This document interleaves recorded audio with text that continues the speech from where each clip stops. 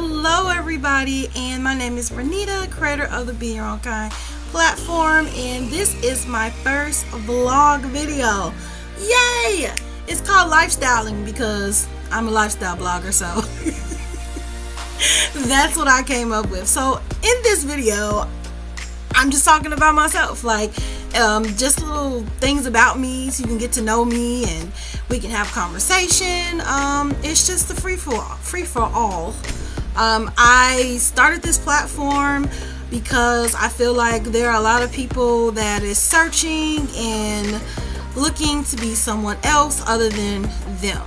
And at this point in my life, I'd rather be no one but myself. So I'm wearing my Brown Sugar University hat because I think it's just like super cute, and I got my little, anyway, let me stay on subject. So today's topic, I don't even know what to talk about. I just wanted to start the lifestylin video. But what I will say on this first video is this year has been insane, like super insane. Even through it all, I have managed to keep trucking. I work a 9 to 5, and I do Be Your Own Kind on my spare time. So I have no spare time. But that is okay. I do enjoy the hours that I do get to spend with my husband watching TV, and I love the fact that he understands my sacrifice and he supports me through all my endeavors, because I want to open up 50 million businesses, and it's just me. So on this vlog, we get to grow together, develop together. I can just talk about what I'm going through. Basically right now, I am just trying to grow, be your own kind, and work on my health and work on organization. And I'm currently reading a book that I'm going to do a book review on. It should be published next week, if not this week, next week, because I'm almost done. I'm about 30 pages in, towards the end, so I'm super excited about that. It's from Pink Ink. She is a life coach. Her name is Life Coach Brittany, and she's super dope, so follow her on Instagram. She's super dope. A little bit about me. I was born in Detroit, raised in Chicago, so I'm a Chicagoan. That's all that I know. I don't know anything about Detroit. My mom and I moved there when I was about 4. She's originally from Chicago, her and my dad, so I ended up there. Now I reside in Indiana. My mom is still in Chicago and my sister is still in Chicago, but my dad and his siblings are here, so with the exception of one in Michigan. So anyway, I'm married. I've been happily married for 10 years to my best friend that I met when I was 14 years old in high school. I have some really cool childhood friends. Can you believe I am still like in contact with most of the people that I've met in like grade school and high school and college? So they have turned to classmates and transitioned into sisters. So I love my friends. They're very supportive. They also have supported me in all my crazy endeavors through life. So I just want to thank them for rocking and rolling with me all these years. So I did have an epiphany. I was talking to my therapist. Please get one if you need to speak to someone. And it doesn't mean that something is wrong with you. It doesn't mean you're insane. Sometimes you just need an unbiased opinion, and you just need to vent, and gather tools for how to deal with triggers, or to deal with little issues you may have with abandonment, or just anxiety, anything, or just to have someone to talk to, point blank. But anyway, I was talking to my therapist, and we were talking about my weight, and I was telling her like, yeah, it's a drag, and basically she broke it down. She was like, well, you need to figure out if this is what you want to, do you want to just be comfortable in your weight, knowing that you don't feel well, but it's okay if you're comfortable, because it's alright if you don't want to lose weight. Do you want to lose weight because people are forcing you to, or do you want to lose weight because you do? So I'm thinking, and I'm like, okay, well, maybe this is what I want. Like, I got the clothes, plus size is popping. It's not that I don't think I'm ugly. I don't think that I'm unattractive. I do not think I'm not sexy. I just be out of breath putting on stockings and wearing socks, and I can't remember the last time that I've been able to fit on a roller coaster. And then the most embarrassing thing is getting that like extended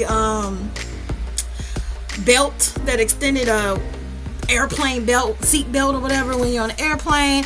And then I was thinking of, I haven't been able to wear my wedding ring in like 2 years. I could get it sized, but I just won't allow myself to. And I'm sitting there and I'm thinking about this while, she's talking, and I'm like, wait, are you asking me if I want to be uncomfortable for the rest of my life? Like, it's either live or die. And it's not even the sense of a dramatic die. It's just the sense of existing, because these are things that I like to do. I love roller coasters. I love like adventurous type of things, and I don't want to be out of breath just to put on stockings. So it's not a cosmetic thing. It's internal of how I feel. I would love to go hiking with my husband without him wondering I'm gonna pass out, or I would love to climb the stairs without, passing out. Things of that sort is what I'm thinking, what I'm thinking on. So it's like, if I can just do a diet change and just move around a little bit, that's all that's being asked of me. But how many times do we make excuses? It's not even based on weight, but how many times do we make excuses for doing the things that we need to do, just for the simple fact that we just don't feel like doing it, or we don't have the motivation, or we're just defeated. So it almost boils down to, do you want to stay in this state that you're totally uncomfortable? And uncomfortable is not always a bad thing, but uncomfortable is bad if it is affecting your mood, if it is affecting how you interact with people, or if it is stopping you from reaching another plateau in life, because there are levels to life. So if you are on the same level and you know what it takes to get to that level, but you're making excuses not to get there, do you choose to just settle for that level, or do you level up? Like, do you ascend, or do you just plateau? Because even if you're plateauing, doesn't always mean a descension, right? You're just there, and you're not going up or down. You're just at a straight line for the rest of life. And there are some people that are fine with that, but then there are some people who are just uncomfortable to the point that it makes them miserable, that it makes them depressed, anxious, it makes them self-conscious, insecure. And when it reaches that point, it's like, is my unhappiness, does it weigh more than my uncomfortability? And I feel like, no, it's not. Nothing should weigh more than my happiness. We only get one life, right? We really do. And in life, there are a lot of things that happen to us that are out of our control, right? So when we do have situations, such as myself, with where we can change some of those things, why not? We're always looking and searching for a sense of control, to control something. Most of us are control freaks. I know that I am. Most of us are control freaks. We don't flow, which is another video, but this video is talking about, like, we want the control. So when we are presented with opportunities that we actually can control, why do we not take advantage of that?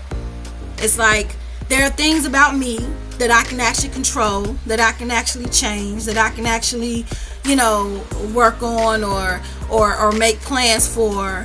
But instead of putting my energy in that, I'm going to go over to Joe and try to change him. Or I'm going to talk to Susie and try to change her. Or I'm going to go to my kids and try to change them and change their life and control what they do and what they decide. All the while, I have this big thing sitting right here, like this big bag of stuff and circumstances and goals and things that I can actually work on, that I have total control of. I ignore that and I start going in everybody else's business. And as you notice, when I'm mentioning things that we cannot control, it is something outside of ourselves. It is other people, it is situations, circumstances, etc. The only thing we can control is us. Even in situations that are uncontrollable, we can still control our perspective. We can still control how we feel about it, how we're going to respond to it, how we're going to work through it. So those are things that we can control. We only can control us and our reactions. And we can, and there is a saying where we can't control emotions, but we can to a point of just feeling them and say, you know what? I'm angry. I don't feel like talking right now. I'm going to go in a room by myself and I'm going to feel it. So we can even control not going off on a person and just go to ourselves and deal with it as such. So I'm saying all this to say you know, there are things that life does throw us, things that are uncontrollable. We do not control death. We do not control our work status. I mean, we can to a certain extent, but if you're doing great and the business lose money and you get laid off, you can't control that. You know what I'm saying? We can control putting money, in an emergency fund, so in case that happens, we don't we can survive. But that's even in a situation where you're thinking ahead. You know what I'm saying? But there are things in life that we just cannot control. We can prepare for the future all we want, but we don't know the future. But what we know now is the present. And what we learn from is the past.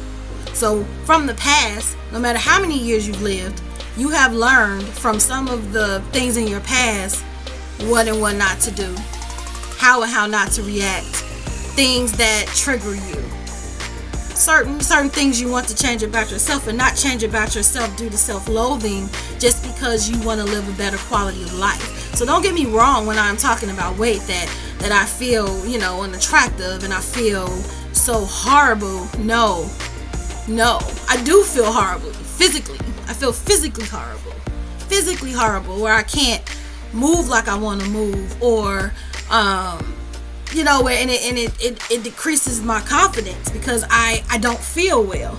I'm faking like I feel well when I don't, and I am jeopardizing my livelihood. I am potentially cutting my lifespan. So even with saying these things to you, knowing these things, what stops me from changing this? Because really, I can change this whole situation.